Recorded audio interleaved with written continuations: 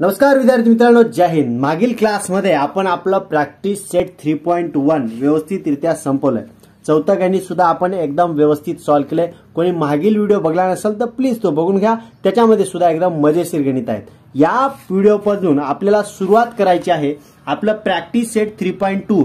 पण त्याच्या अगोदर आपल्याला काही थेरी आहे, काही पॉइंट्स आपल्याला समजून घ्यायचे आहेत, काही प्रॉपर्टीज आपल्याला समजून घ्यायचे आहेत, त्या समजून घेऊत आणि सुरू करूत आपलं प्रॅक्टिस सेट 3.2 ला।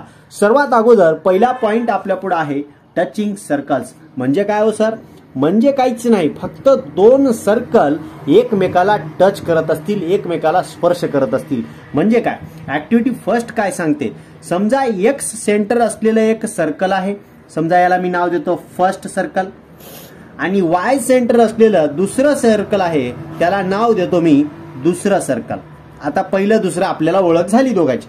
दोन सर्कल एकमेकाला एक आणि एकाच पॉइंट मध्ये स्पर्श करायलेत, टच करायलेत। मी काय बोललो?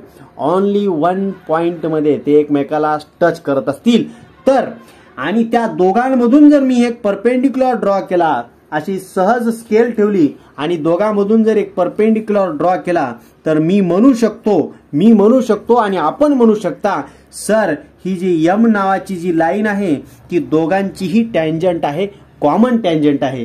That this line is a common tangent of the two circle. ही आहे आपली ऍक्टिव्हिटी फर्स्ट। काहीच नाही, दोन सर्कल असतील, दोघांची कॉमन टँजंट काढली आणि एम ही त्याची कॉमन टँजंट आहे म्हणून सांगली। ठीक आहे, मग दुसरी ऍक्टिव्हिटी काय म्हणते? दुसरी ऍक्टिव्हिटी सांगते की एक्स सेंटर असलेलं हे मधलं जे वर्तुळ आहे ते आपलं पहिलं वर्तुळ आहे, पहिलं सर्कल आहे मधलं, आणि वाय सेंटर असलेलं जे मोठं जे सेंटर सर्कल आहे ते आपलं आहे दुसरं सर्कल। मग दोन सर्कल एकमेकांच्या आतमध्ये, म्हणजे दुसऱ्या सर्कलच्या मध्ये पहिलं सर्कल काढलं, दुसऱ्या सर्कलच्या मध्ये पहिलं सर्कल काढलं, तर त्या एकमेकांना स्पर्श कुठं करायलेत? वाय या पॉइंट मध्ये करायलेत। बस दोन पॉइंट आहे। दोन सर्कल एकमेकाला एक्सटर्नली टच करायलेत, दोन सर्कल एकमेकाला इंटरनली टच करायलेत, आणि तेव्हा जर मी दोघांची कॉमन टँजंट काढली तर ही जी टँजंट राहणार आहे, समजा मी तिला यम नाव देतो, यम ही टँजंट या पहिल्या वर्तुळाची सुद्धा टँजंट राहणार आहे, यम ही टँजंट या मोठ्या वर्तुळाची सुद्धा टँजंट राहणार आहे। म्हणजे that is the common tangent for the circle. ही ऍक्टिव्हिटी सेकंड बोलते, ही ऍक्टिव्हिटी सेकंड बघते, राईट। दोन्हीही ऍक्टिव्हिटी आपल्या सोप्या आहेत। नंतर काय सांगता सर? नंतर आहे you must have understood the circle in the both figure. आपल्याला दोन्ही डायग्राम मधले असलेले सर्कल आपल्याला व्यवस्थित समजलेत। Both the figure are coplanar and intersect at only one point. एकाच प्रतलात असणारे आणि एकाच बिंदूमध्ये एकाला इंटरसेक्ट करणारे, एकाला एकमेकांना इंटरसेक्ट करणारे आपल्याला एकाच बिंदूमध्ये समजले। Such circle are said to the circle touching each other. अशा सर्कलला, अशा वर्तुळांना आपल्याला टचिंग सर्कल म्हणता येते, स्पर्श वर्तुळे म्हणता येते। कोणता शब्द? आता हा शब्द आपल्या पूर्ण प्रॅक्टिस मध्ये राहणार आहे। कोणता शब्द? Touching circle, TOUCHING, touching circle वाला शब्द पूर्ण प्रॅक्टिस मध्ये आपल्या सोबत राहणार आहे। Touching circle can be defined as follows.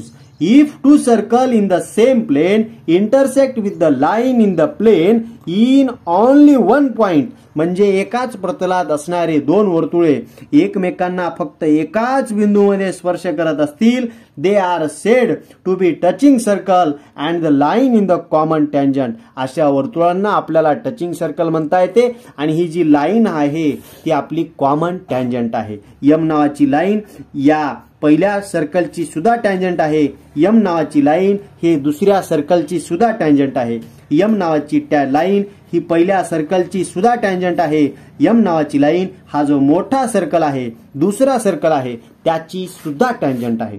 ठीक आहे, नेक्स्ट पॉइंट पेज नंबर 57 वरला दोन सर्कल दिलेत, दोन डायग्राम दिल्यात। काय म्हणते पॉइंट? इन द फिगर 3.24, म्हणजे ह्या पहिल्या आकृतीमध्ये the circle with the centers R and S touch the line L in the point T. R केंद्र असलेलं वर्तुळ पहिलं, S केंद्र असलेलं वर्तुळ दुसरं। समजा मी याला नाव देतो पहिलं, याला नाव देतो दुसरं। दोघेही एकमेकांना L the line L in the point T, आणि यल नावाची जी रेषा आहे दोघांनाही टी या पॉइंट मध्ये स्पर्श करते, म्हणजे टी पॉइंट आपला पॉइंट ऑफ कॉन्टॅक्ट झाला. टी नावाचा पॉइंट हा आपला पॉइंट ऑफ कॉन्टॅक्ट झाला. यल ही आपली टँजंट झाली. आर हे सेंटर आहे, एस हे सेंटर आहे. एवढी माहिती आपल्याला पहिल्या डायग्राम वरून भेटली. Are two touching circle with the L as a common tangent. L कोण आहे? कॉमन टँजंट आहे. दोघांची एकच आहे, कॉमन टँजंट आहे. ओके, हा शब्द सुद्धा भरपूर येणार आहे आपल्या पुढल्या एक्सरसाइजला. They are touching externally. दोघंही एकमेकांना बाहेरून भेटायलेत. कसे भेटायलेत? बाहेरून. समजा आपला एक मित्र आहे, तो दुसऱ्या गावाचा आहे, तो आपल्याला भेटायला यायलाय आणि त्याला आपल्या घरी यायला थोडीशी अडचण वाटत असेल तर आपण त्याला काय करतो? बाहेरच्या बाहेर जाऊन भेटतो, त्याला चहा पाजवतो, त्याची हालचाल विचारतो आणि बाहेरच्या बाहेर त्याला काढून देतो. ठीक आहे, हे झालं बाहेरून भेटणे, एक्सटर्नली, टचिंग एक्सटर्नली. आणि असेही काही मित्र असतात ते आपल्या घरी येतात, आपल्या आईवडिलांना ते लाजत नाहीत, भीत नाहीत आणि आपल्या घरी येऊन चहा पाणी पिऊन ते आपले हालचाल सुद्धा विचारत असतात. अशा सर्कलला आपल्याला इंटरनली टचिंग सर्कल म्हणता येते. काय म्हणते? In the figure 3.25 the circle with the centre M and N. M केंद्र असलेलं वर्तुळ हे दुसरं आहे मोठं, एन सेंटर असलेलं वर्तुळ हे पहिलं आहे छोटं. Touch each other internally. एकमेकांना दुसऱ्या वर्तुळाच्या मध्ये, मोठ्या वर्तुळाच्या मध्ये एक लहान वर्तुळ काढलेलं आहे आणि दोघांचाही के हा पॉइंट कॉमन पॉइंट आहे. के हा कॉमन टचिंग पॉइंट आहे, पॉइंट ऑफ कॉन्टॅक्ट आहे.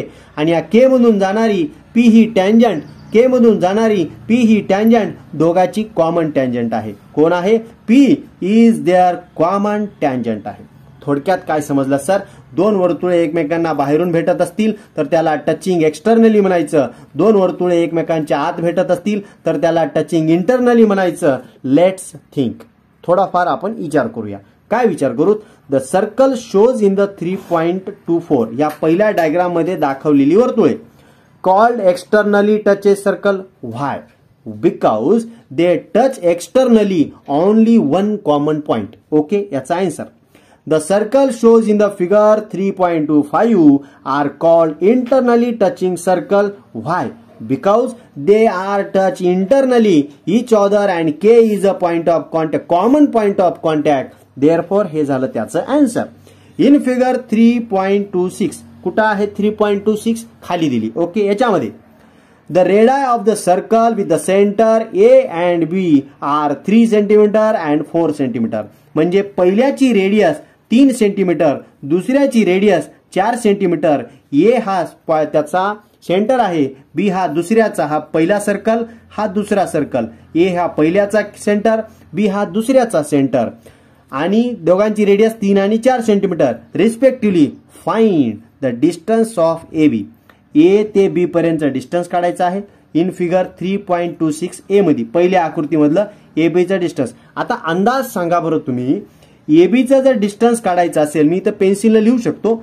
ए distance of A to B जर काढायचा असेल तर मला डिस्टन्स ऑफ ए सी माहित पाहिजे plus distance of B C माहित पाहिजे, बी सी माहित पाहिजे. ए सी ही पहिल्याची रेडियस आहे जी की 3 सेंटीमीटर, 3 ला 3. बी सी ही दुसऱ्याची रेडियस आहे जे की 4 सेंटीमीटर, 4 ला 4. 3 आणि 4 7 होतात. म्हणजे दोन सेंटर मधली डिस्टन्स हे आपल्याला त्यांच्या रेडियसच्या डिस्टन्सच्या सम बरोबर घेता येते. हा अंदाज आपल्याला लागला. दुसरं काय आहे? दुसरं आहे distance of A be in figure 3.26 बी मधलं. म्हणजे दुसऱ्या डायग्राम मध्ये आपल्याला हे छोटूसं डिस्टन्स ए बी काढायचं. एवढंच डिस्टन्स काढायचं. कसं काढू शकता सर? टोटल डिस्टन्स ए सी किती आहे? ए सी ही मोठ्या वर्तुळाची रेडियस आहे. ए सी कोण आहे? मोठ्या वर्तुळाची रेडियस आहे. म्हणून मी आता इथं लिहू शकतो रफ मध्ये. काय लिहितो बघा, दिसते आकृती आणि लिहिलेलं सुद्धा. Okay, distance of A to B जर काढायचा असेल तर total distance of A to C, total distance माहित पाहिजे आणि त्याच्यामधून डिस्टन्स ऑफ हा बी टू सी मायनस करता आला पाहिजे. याला लक्षात. टोटल डिस्टन्स ए सी, त्याच्यामधून डिस्टन्स गेला बी सी, उरलं ए बीचं डिस्टन्स मला काढता येते. म्हणून distance of B to C. आता बोला डिस्टन्स ऑफ ए सी म्हणजे ए टू सी हे जे आपली दुसरा मोठा वर्तुळ आहे त्याची रेडियस आहे. आणि त्याची रेडियस आपल्याला क्वेश्चनमध्ये 4 सेंटीमीटर दिलेली आहे, 4. आणि डिस्टन्स ऑफ BC जे आहे ती लहान्या वर्तुळाची रेडियस आहे आणि त्याची रेडियसची व्हॅल्यू आपल्याला 3 सेंटीमीटर दिली, म्हणजे किंमत येणार 1 सेंटीमीटर. थोडक्यात काय आलं सर लक्षात काय आलं, जर दोन वर्तुळे एकमेकांना एक्सटर्नली टचिंग असतील, बाहेरून स्पर्श करत असतील, तर त्यांच्या केंद्रांमधलं अंतर, त्यांच्या सेंटरमधलं अंतर हे त्यांच्याच रेडियसला सम करून घ्यावं लागते, बेरीज करून घ्यावं लागते. आणि जर दोन वर्तुळे एकमेकाला इंटरनली टचिंग करत असतील तर त्यांच्या सेंटरमधलं अंतर हे त्यांच्या रेडियसमध्ये डिफरन्स करून घ्यावं लागते, वजाबाकी करून घ्यावं लागते. हे थोडीशी कन्सेप्ट आपल्याला आता समजलेली आहे. आणि थेरम ऑफ टचिंग सर्कल काय म्हणतो, if two circles touch each other their point of contact lies on the line joining their centres. म्हणजे दोन वर्तुळे परस्परांना स्पर्श करत असतील, बाहेरून असो किंवा एक्सटर्नली असो किंवा इंटरनली असो, तेव्हा त्यांचा जो पॉइंट ऑफ कॉन्टॅक्ट आहे सी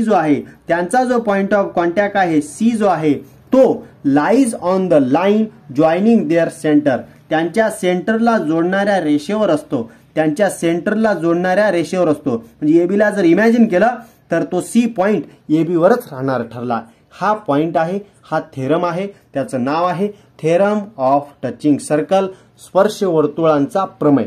ठीक आहे, हे झालं पेज नंबर 57 वरली माहिती. मी पुढे चलणार आणि पुढे काय आहे हे सुद्धा आपण बघू शकतो. पेज नंबर 57 वरून पेज नंबर 58 वर आपण आलोत आणि तिथं आपल्याला त्या थेरमचा प्रूफ पार्ट दिलेला आहे. हा प्रूफ पार्ट काय पेपरमध्ये येत नाही किंवा कोणत्या एक्झाम मध्ये विचारत नाहीयेत. त्याचं म्हणणं एवढंच आहे की C is the point of contact of the two circle with the centre A and B. एबीला रेषा जोडली जाईल आणि त्यावर सी पॉइंट असेल, हाच तो थोडासा कन्सेप्ट आहे.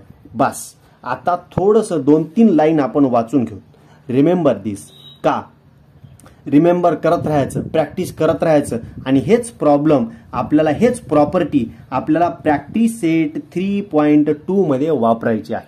म्हणून पहिलं statement, the point of contact of the touching circle lies on the line joining there centre. जर दोन वर्तुळे, आता इथलीच डायग्राम समजा, दोन वर्तुळे परस्परांना बाहेरून स्पर्श करत असतील तर त्याचा पॉइंट ऑफ कॉन्टॅक्ट हे त्यांच्या सेंटरला लाईन जी जोडली जाईल त्याच्यामध्येच राहील, त्याच्यावरच, असं आपलं थेरम पहिल्या स्टेटमेंटचं म्हणणं आहे. दुसरं स्टेटमेंट काय आहे? दुसरं स्टेटमेंट आहे, if the circle touch each other externally the distance between their centre is the equal of sum of their radii. याचंच म्हणणं काय, जर दोन वर्तुळे परस्परांना एक्सटर्नली टच करत असतील तर त्यांच्या सेंटर्स मधलं डिस्टन्स एबी हे त्यांच्याच रेडियसच्या सम बरोबर आहे.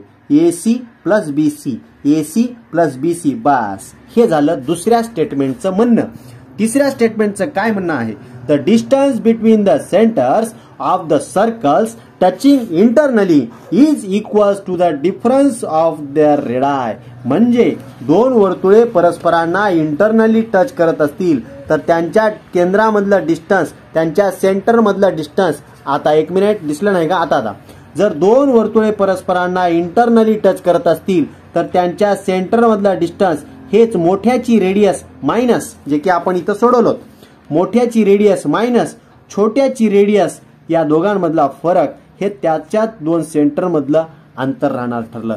हे आहे आपला थोडा रिमेंबर दिस मधला पार्ट. आणि लगेच आपल्याला स्टार्ट करायचंय आपलं प्रॅक्टिस सेट 3.2. आशा करतो की तुम्हाला थेरी मधला सर्व पॉइंट व्यवस्थित समजले, त्याचाच यूज करून, समजले नसेल तर मागं पुन्हा जायचं 5-6 मिनिट, पुन्हा बघायचं आणि पुन्हा समजून घेऊन आपल्याला प्रॅक्टिस सेट 3.2 समजून घ्यायचं. ठीक आहे, सुरुवात करूत आपण आपला प्रॅक्टिस सेट 3.2 मधला फर्स्ट क्वेश्चन. आणि असा आपला प्रॅक्टिस सेट 3.2 मधला फर्स्ट क्वेश्चन काय म्हणतो बरं. फर्स्ट क्वेश्चन बघा पुस्तकामध्ये, टू सर्कल्स हॅव्हिंग रेडाय, म्हणजे दोघांची रेडियस एकदाच 3.5 सेंटीमीटर आणि 4.8 सेंटीमीटर आहे. ओके भाई.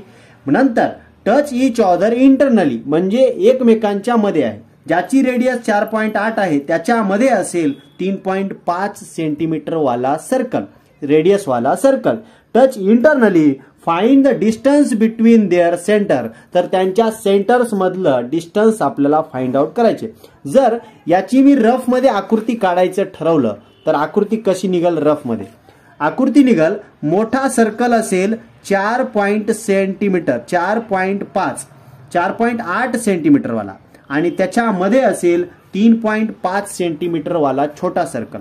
आता समजा हे डायग्राम थोडी अजून मोठी काढली आणि आता त्याचं सेंटर हे आणि मोठ्याची रेडियस 4.8, त्याच्यामध्ये असेल छोटा रेडियस असलेला 3.5 असलेला छोटा, म्हणजे दोघांची रेडियस आपल्याला एकाच लाईनवर ड्रॉ करायची आहे. तर मोठ्या सर्कलच्या रेडियस मधून छोट्या सर्कलची रेडियस जर मायनस केली तर दोघांच्या सेंटर मधलं अंतर, दोघांच्या सेंटर मधला डिस्टन्स हे मला भेटून जाणार आहे. सेम कन्सेप्ट आपल्याला पुस्तकामध्ये सुद्धा सांगितलेली आहे.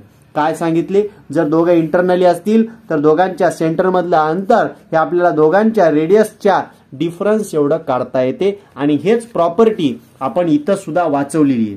द सर्कल्स टच इंटरनली वालं, the distance between the centers of the circle touching internally is equal to the difference. हे शब्द महत्वाचा आहे, difference of their radii. हीच कन्सेप्ट आपल्याला इथं वापरायची आहे. आपण उत्तराला सुरुवात करू जास्त न बोलता. सर्वात अगोदर जर दोघांची रेडियस मला काढायची असेल तर मी अगोदर समजून घेतो. काय समजून घेतो? समजा लेट मध्ये काय घेऊ? समजा रेडियस आहे ना, पहिल्याची रेडियस R1 समजूत. Let R1 and R2 are radii of circle. मी दोघांचे रेडियस समजून घेतली. Okay sir. म्हणून पहिल्याची व्हॅल्यू घेऊता आपण 3.5. छोट्या सर्कलची रेडियस आहे 3.5. मोठ्या सर्कलची रेडियस R2 आहे 4.8. सेंटीमीटर दिलाय म्हणून सेंटीमीटर घेतलं. Okay. They touch each other internally. Circles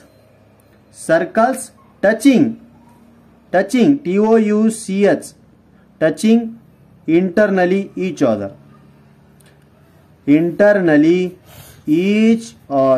okay. Each other. Therefore if two circles touching internally, we know that, मला लिहायला काय हरकत नाही, we know that, काय माहित आहे आपल्याला? we know that if two circles touching internally, TOU touching internally, अक्षर थोडस समजत नसेल तर मी जे बोलायलो त्याच्याकडून तुम्ही समजून घ्यायचं. Okay. we know that if the two circles touching internally the distance between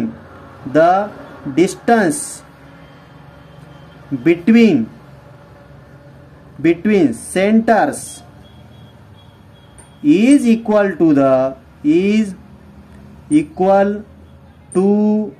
the difference between radii. दोघांच्या रेडियस मधला distance. therefore distance of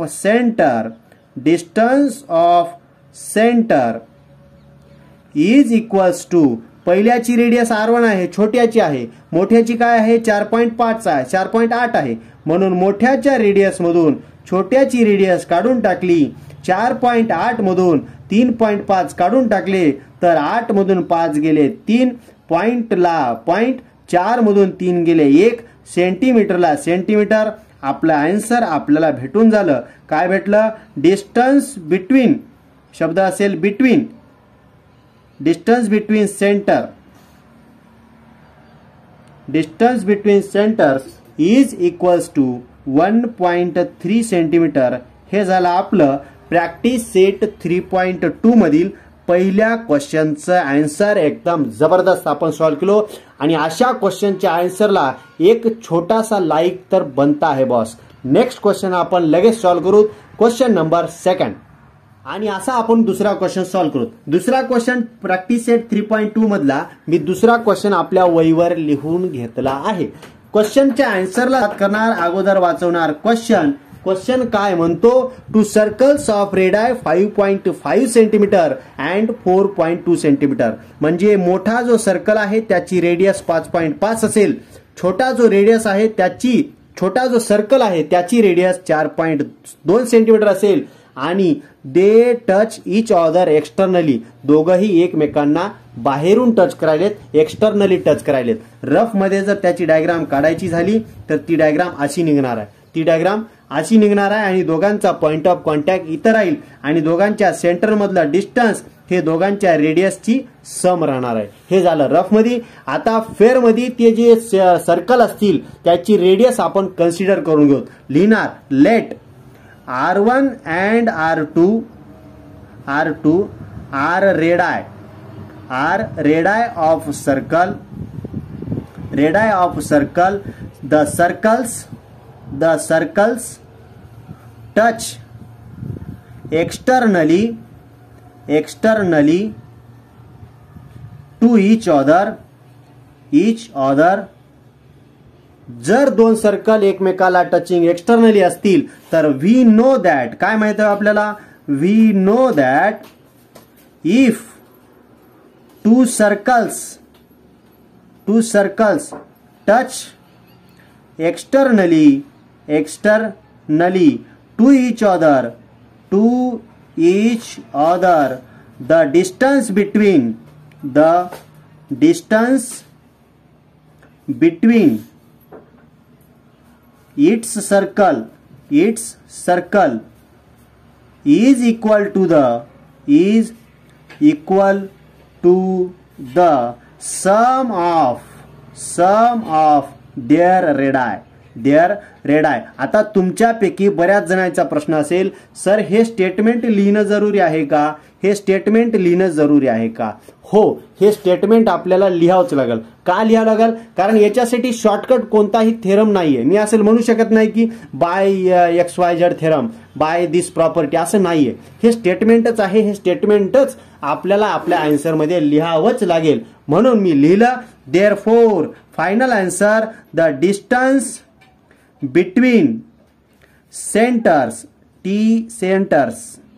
is equals to, मोठ्याची रेडियस काय समजलो इथं, R1 मोठ्याला समजलो, R1 is equals to 5.5 centimetre. छोट्याला काय समजलो, R2 समजलो, R2 is equals to 4.2 centimetre. यावेळेस मात्र मोठ्यातून R1 मधून छोट्याची रेडियस मायनस करावी लागेल, R2 मायनस करावी लागेल. इथं मात्र आपण जे समजलो होतो त्या किमतीवर डिपेंड आहे. फक्त एवढंच लक्षात ठेवायचं, मोठ्या रेडियस मधून छोटी रेडियस मायनस करायची. 5.5 सेंटीमीटर मधून मला 4.2 सेंटीमीटर मायनस करावं लागेल. काय होईल 5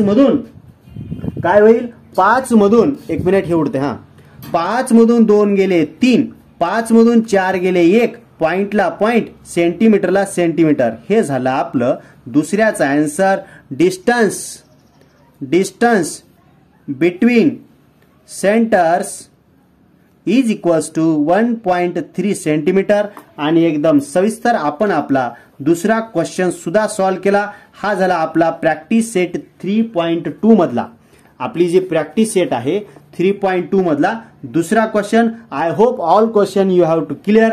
देन प्लीज हा व्हिडिओ आपल्याला शेअर करायचा आहे तुमच्या फ्रेंड सर्कलमध्ये. ठीक आहे, पुन्हा भेटूया पुढच्या व्हिडिओमध्ये. जय हिंद, जय भारत.